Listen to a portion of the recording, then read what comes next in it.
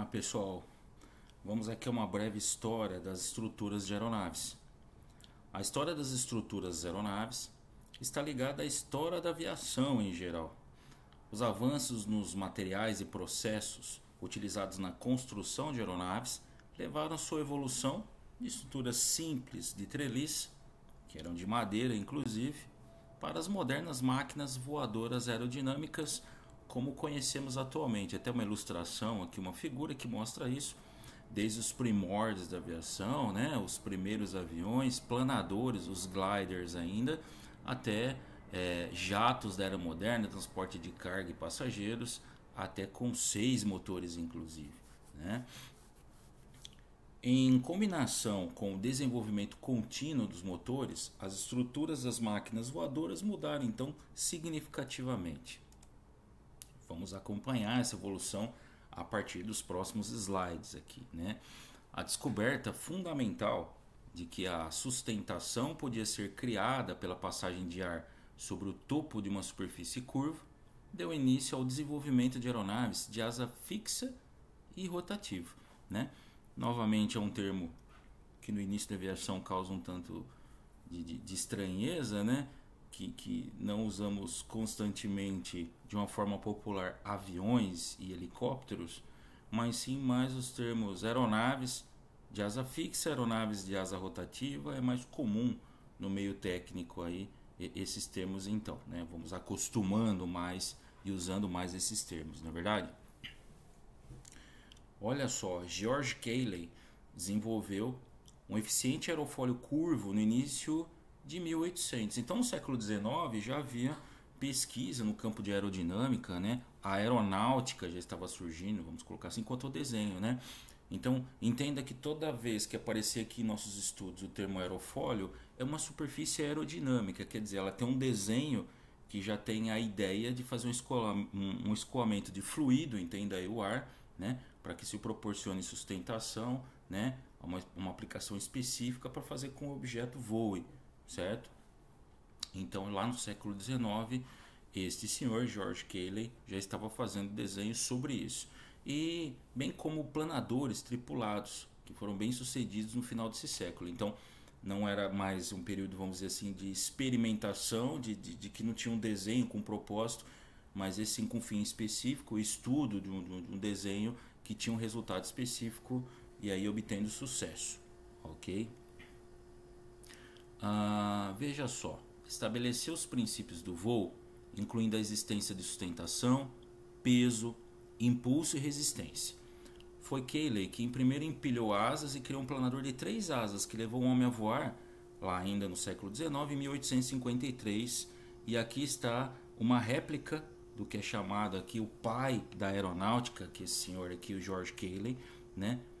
Que é literalmente o que ele voou e obteve, logrou êxito não uma vez só, mas algumas vezes depois de ter desenhado com sucesso.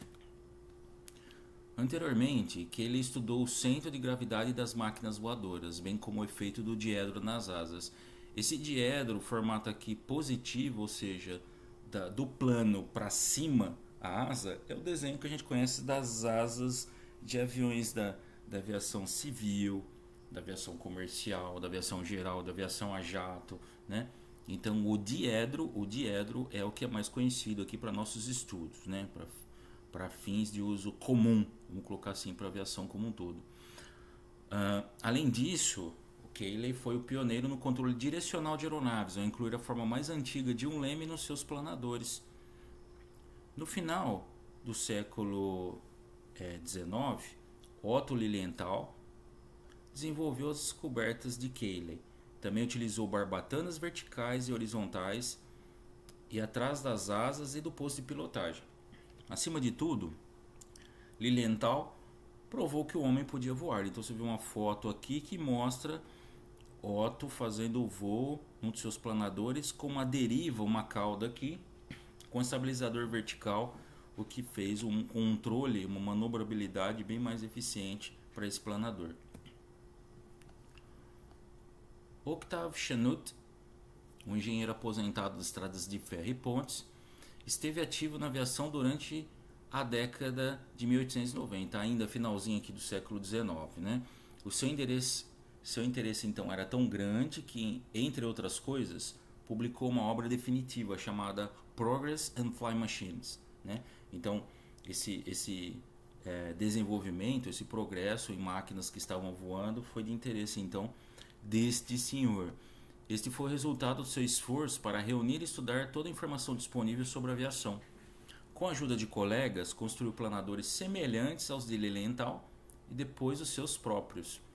Para além de sua publicação, né, dos seus livros e artigos, Chanute avançou no desenvolvimento de estruturas de aeronaves, construindo um planador com asas empilhadas, incorporando a utilização de cabos como suporte das asas, como pode ser visto na figura aqui, né, que um piloto está com esse planador, não é ele exatamente, tem uma foto dele aqui, né, do Sr. Chanute, mas há um piloto aqui no seu planador, ok? Desenhado por ele, você vê que já vem uma construção bem mais interessante, bem mais robusta aqui, que resiste mais à ação de cargas aplicadas de estresse ao voo para esse planador. Tem até uns cachorrinhos aqui, uns cachorrinhos acompanhando a galera que está fazendo esse trabalho com planadores aqui, né? O trabalho de todos esses homens foi conhecido pelos irmãos Wright, quando construíram o seu bem-sucedido avião a motor em 1903. O primeiro de seu gênero a transportar um homem para o ar. O avião dos Wright tinha asas finas, cobertas de tela, ligadas ao que era estruturas de treliça, feitas de madeira, então, nessa época, né? Os dois conjuntos de asas empilhadas continham longarinas dianteiras e traseiras suportadas por cabos. Aqui os irmãos Wright, em uma das suas aeronaves, um pouquinho mais avançada aqui, na verdade, essa mostrada aqui na imagem, porque no início eram máquinas que você voava deitado, literalmente como mostrado na foto ao lado aqui.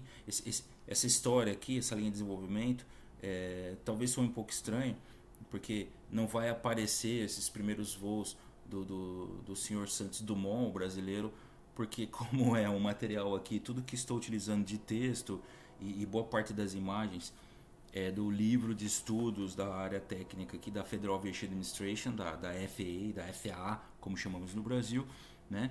E fins específicos de história que eles realmente focam muito mais no desenvolvimento por parte dos Wright, como sabemos realmente quanto à manobrabilidade e dirigibilidade, realmente muito mais eficiente a aeronave deles, mas a verdade é que isso não é uma discussão aqui, quem começou, quem foi o pioneiro, mas sim todos o foram de certa maneira, contribuindo cada um ao seu modo, né? Mas realmente algo digno de nota aqui que nesse histórico não é citado Santos Dumont, ao menos nesse livro de estudo para os mecânicos nos Estados Unidos da América, né? Falo isso, quem quiser buscar mais informações aí do livro, que inclusive referencia nos cursos que uso, passo nas disciplinas serem estudadas exatamente por isso, né? Isso aqui não é uma tradução, uma transcrição literal, é uma adaptação do texto, não é o texto todo, mas é a maior parte dele, né? Estou ajudando aqui, colaborando de alguma maneira, complementando com algumas ideias, mais imagens, enfim, é um texto adaptado dos livros aí. A aviação, com motores mais pesados do que o ar, cresceu a partir do projeto dos irmãos Wright. Inventores e aviadores iniciantes começaram a construir as suas próprias aeronaves. No início, muitos eram semelhantes aos construídos pelo Wright, utilizando madeira e tecido com fios e escoras para suportar a estrutura da asa. Já no século XX, aí, o comecinho, né, em 1909, o francês Louis Blériot produziu um avião monoasa, bem sucedido com diferenças notáveis de design, né, de projeto. As asas continuavam a ser suportadas por cabos, mas um mastro que se estendia acima da fuselagem permitia que as asas fossem suportadas por cima e por baixo. Isso tornou possível o comprimento alargado das asas, que era necessário para levantar uma aeronave com um único conjunto de asas. Aí lá dá uma foto então, né, do Sr. Blériot em pé em cima da estrutura aí, né, da fuselagem do seu equipamento, do seu avião, né, com um motor ainda bem rústico, pouca potência na época, né, com duas hélices, duas pás de hélice aí, bem legal, né? A foto da época, novamente, destaque aqui lá atrás, um cachorrinho acompanhando, né? Sempre tem um bom amigo por perto a acompanhar, não é o pesquisador, né? O cientista não quer ficar aí na solidão, sempre um cachorrinho por perto aí, veja só curioso nas fotos, né? Foram desenvolvidos motores mais potentes e as estruturas foram alteradas para tirar proveito dos benefícios. Já em 1910, o alemão Hugo Junkers conseguiu construir um avião com construção em treliça e revestimento metálicos devido à disponibilidade de motores que eram mais potentes para impulsionar para a frente e também para o céu.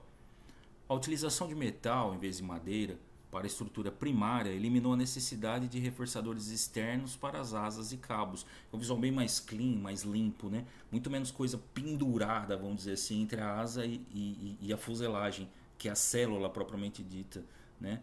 Do avião. Então ficou um visual bem mais limpo para quem está olhando o avião do lado de fora, certo? Bom, então o seu primeiro modelo, né, o Junkers número 1, J1, também tinha um único conjunto de asas, era um monoplano em vez de um conjunto empilhado de asas, né? Tá aqui tá uma imagem, né, do senhor em memória aí, Hugo Junkers, tá ok?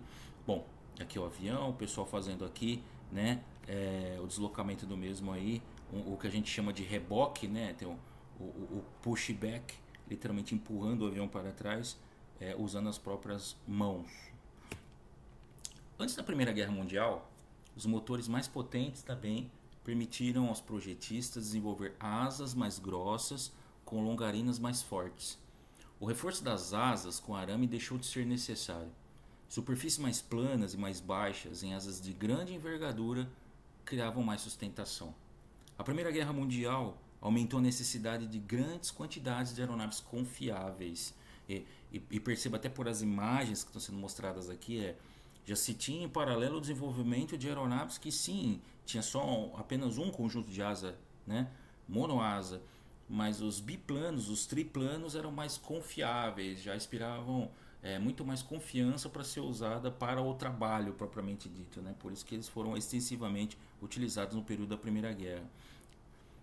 Utilizados principalmente para reconhecimento de terreno, os aviões com asas empilhadas, com estruturas de treliça de madeira e metal, e na sua maioria com revestimento de tecido, dominaram o céu em tempo de guerra, né?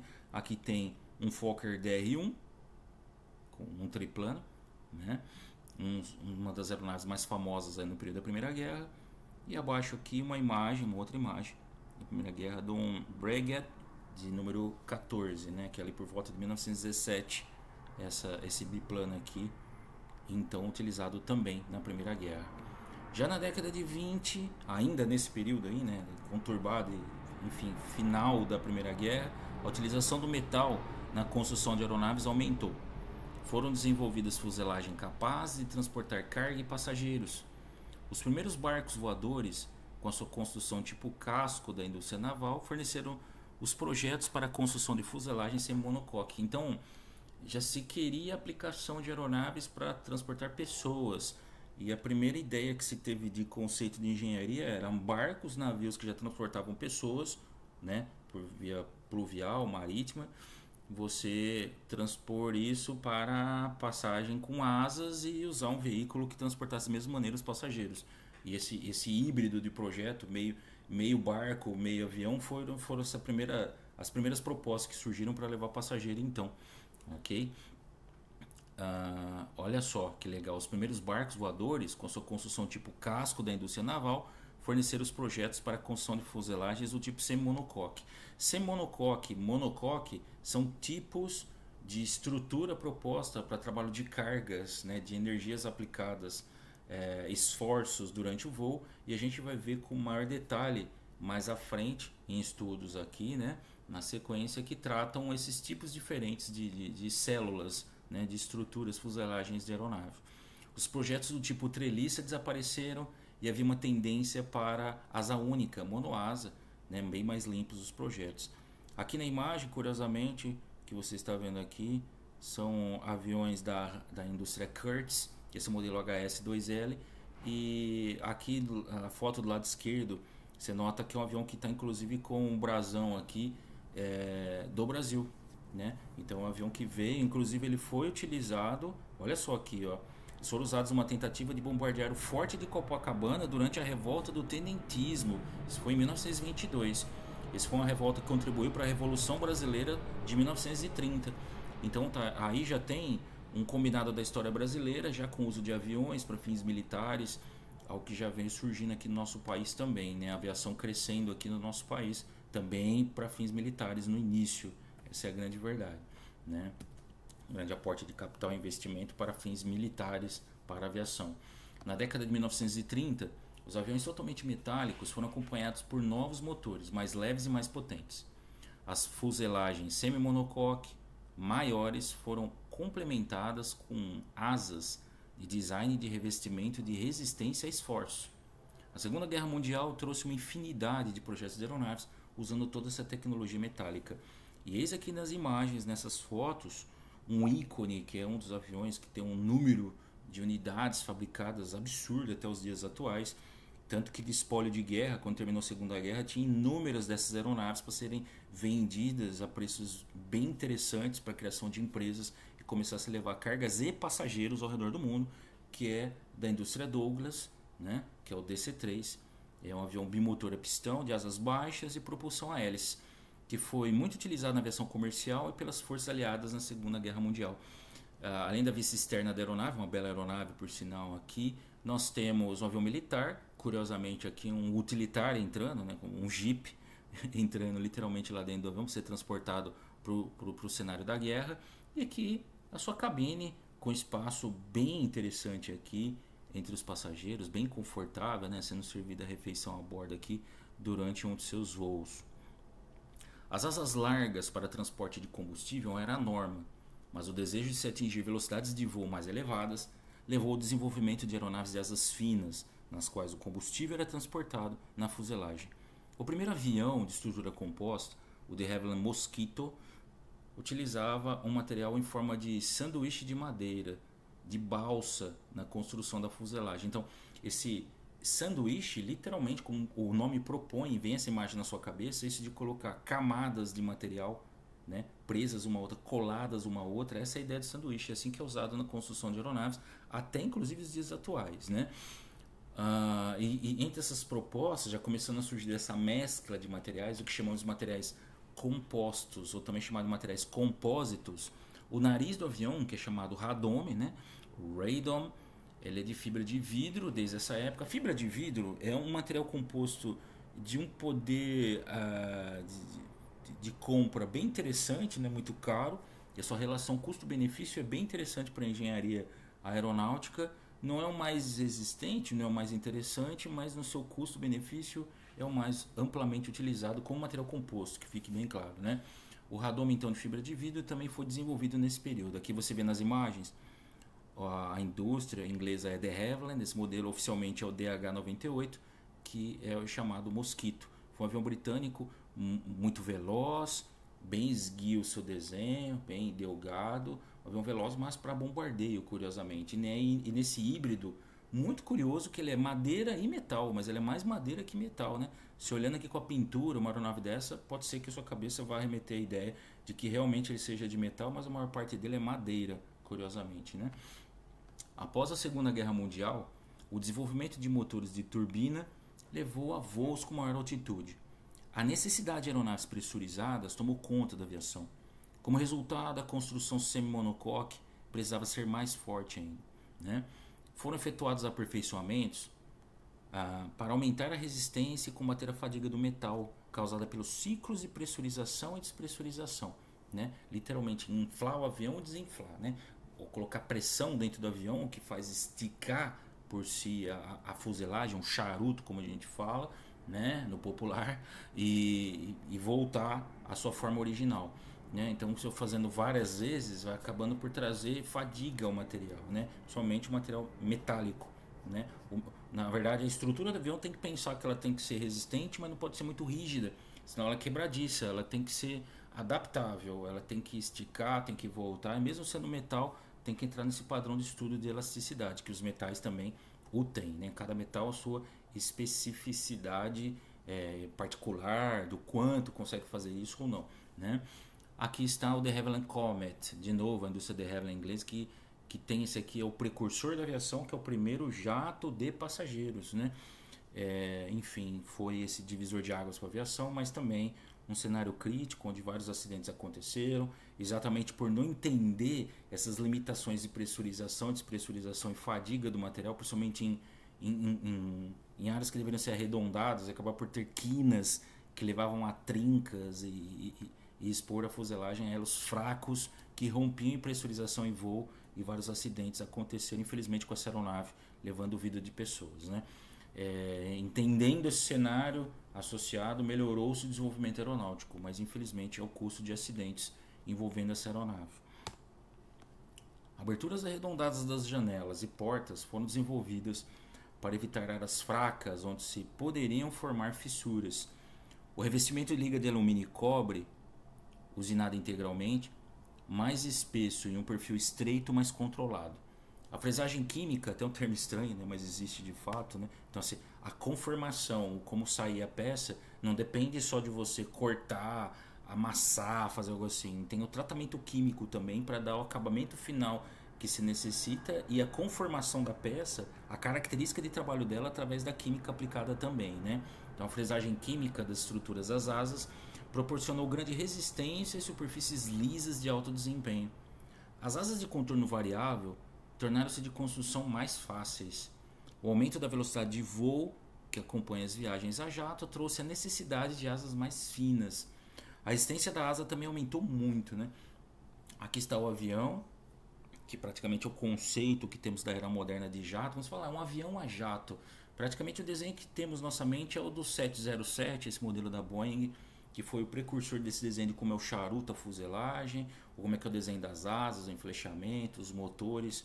Eu creio que desde a sua infância, quando se fala no avião de transporte de passageiros a jato, é meio que essa ideia do desenho do 707 que vem à sua mente, provavelmente, né?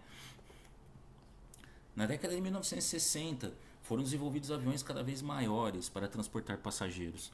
À medida que a tecnologia dos motores melhorava, o Jumbo Jet, Jumbo é um termo que foi dado, é um nome, literalmente deram um nome a um primeiro avião fabricado da série 747 da Boeing, que é esse que está na imagem aqui do lado, com várias pessoas ao lado do avião para mostrar o quanto é grandioso esse avião, né? A aeronave Boeing 747, referida como Jumbo Jet, ou Queen of the Skies, né, a Rainha dos Céus, tinha 2 vezes e meia mais capacidade de passageiros que o Boeing 707. Esse avião, recentemente, ele foi descontinuado a sua fabricação, ele não é mais fabricado, mas ficou por décadas aí sendo um dos maiores aviões do mundo, quanto ao seu tamanho, quanto à quantidade de passageiros transportados, e vários recordes de distância percorrida por um voo e várias coisas envolvidas com o projeto desse avião. É realmente um ícone da aviação. Aí o Boeing 747, chamado carinhosamente até os dias atuais também de Jumbo, né? Lembrando que Jumbo é só o nome dado ao primeiro avião, mas ficou assim conhecido todos os outros que eram da mesma série, né? O Jumbo Jet era projetado e construído então, né, nessa época que se queria aviões bem maiores. Aí, essencialmente em alumínio, com uma fuselagem semi-monocoque. O enorme tamanho dos aviões da época deu início a uma procura de materiais mais leves e mais resistentes para os construir. A utilização de painéis em forma de favo de mel, que são os honeycombs, e é isso mesmo que você está imaginando, inclusive uma vista em corte desse tipo de material composto aqui com uma folha de alumínio, um adesivo, e aí você encontra o núcleo, o core, que é esses hexágonos, que é esse desenho do favo de mel.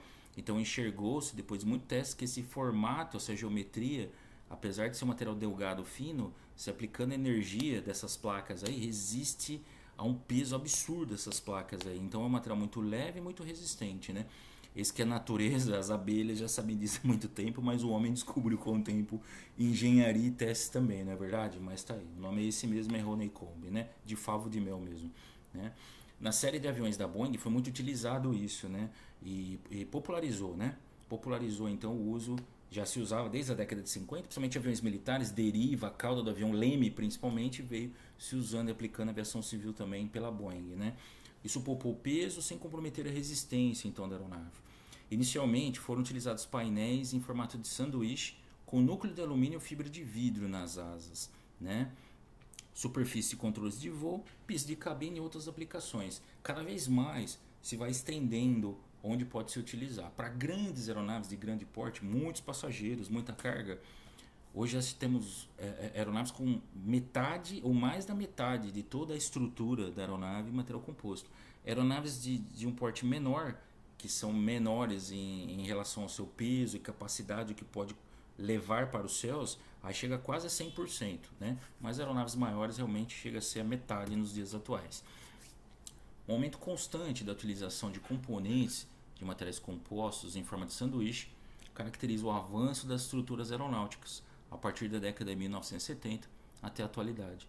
As técnicas avançadas e as combinações de materiais resultaram numa mudança gradual do alumínio para a fibra de carbono e os outros materiais fortes e leves. Muitas estruturas das aeronaves são feitas de mais de 50% de materiais compostos avançados, com algumas estruturas aproximaram-se do 100%. O termo Very Light Jet, né, o VLJ, né, o VLJ, como falamos no Brasil, passou a descrever uma nova geração de aviões a jato extremamente leves e muito resistentes, né, feitos quase inteiramente só de materiais compostos avançados. Aqui você vê a foto na parte superior da Cessna, da linha Citation. Esse aqui é o Mustang. É um jato muito leve que foi fabricado em 2002 até o ano 2017, né? E um número muito grande de aeronaves fabricadas e quase que totalmente em material composto. A fabricante Cirrus, né, tem o Vision SF-50, que esse é fabricado nos dias atuais, também conhecido como Vision Jet. É um jato monomotor muito leve que começou a ser entregue a partir do ano 2016. Né? É um monomotor muito rápido, né? Muito leve, uma eficiência para operações. A sua operação é bem econômica e muito interessante para os dias atuais. Uma aeronave é um aparelho que é utilizado ou se destina a ser utilizado para voar no ar. As principais categorias de aeronaves são o avião, as aeronaves de asas rotativas, os planadores e os aparelhos mais leves que o ar. Leia-se balões aqui, né? Balões, dirigíveis. Cada uma dessas categorias pode ainda ser dividida pelas principais características distintivas da aeronave, como os dirigíveis e os balões.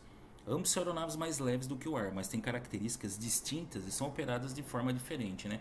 Aqui uma foto com alguns exemplos disso, diferentes categorias, né?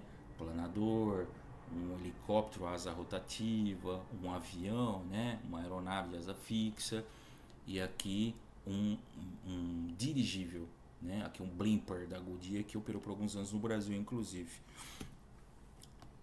Nosso estudo concentra-se na estrutura das aeronaves, especificamente a fuselagem, as células, nacelles, as capotas, as carenagens, a superfície dos aerofólios e os trens de pouso. Também estão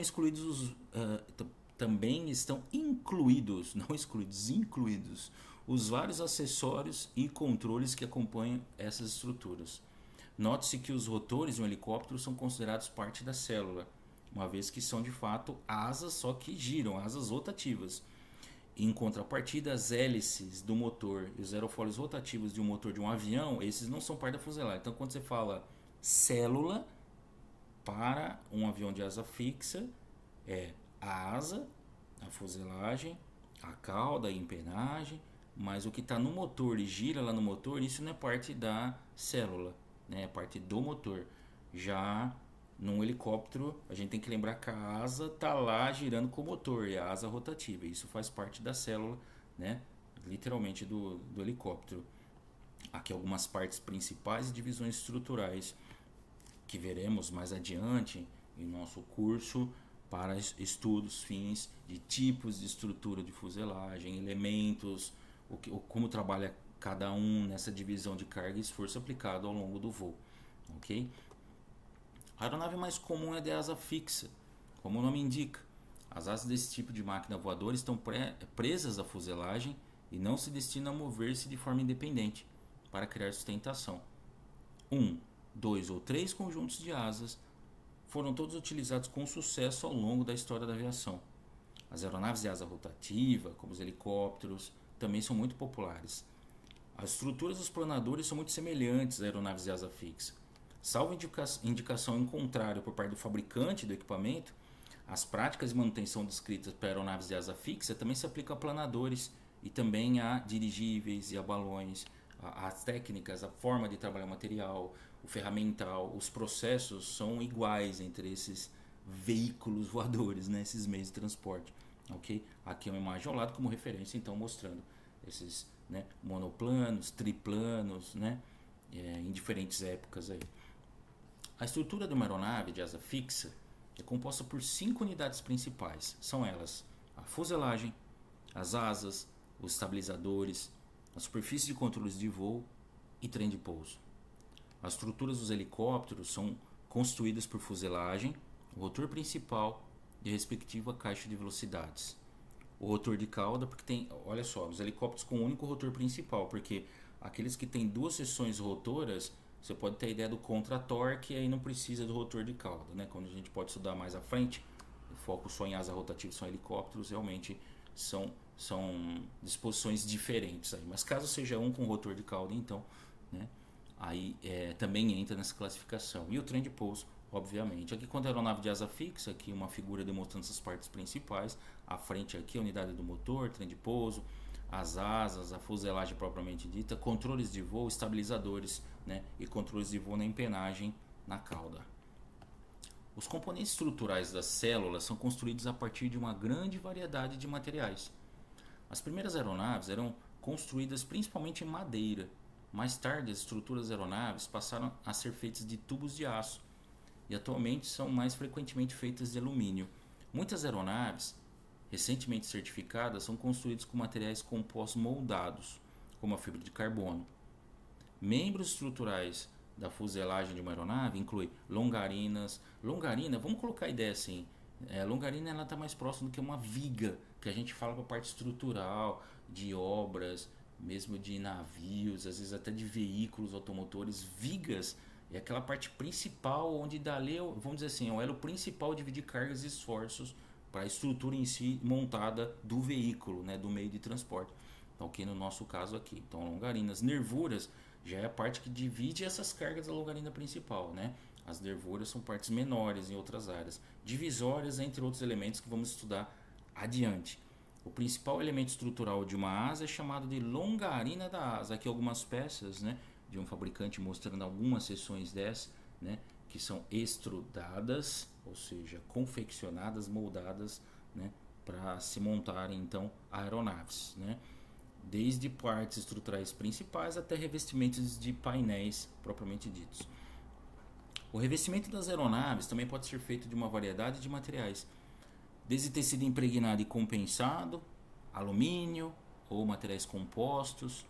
Sob o revestimento e ligados à fuselagem estrutural estão os muitos componentes que suportam a função de fuselagem. Toda a fuselagem e seus componentes são unidos por rebites, parafusos e outros elementos de fixação. Soldagem, adesivos e técnicas especiais de colagem também são usados para esses processos. Aqui imagens já de uma aeronave da era moderna, né? Um jato de passageiros e carga da era moderna com várias pessoas trabalhando ao mesmo tempo nesse elemento que é a fuselagem, o charuto propriamente da fuselagem, e já dá para ter essa ideia de estrutura, semi-monocoque, várias partezinhas ali para dividir a carga entre literalmente longarinas, nervuras, né? Essa ideia de alinhamento, de estar tudo alinhado, bonitinho, também sendo mostrado aqui com um gabarito, um apoio à madeira para se fazer o trabalho.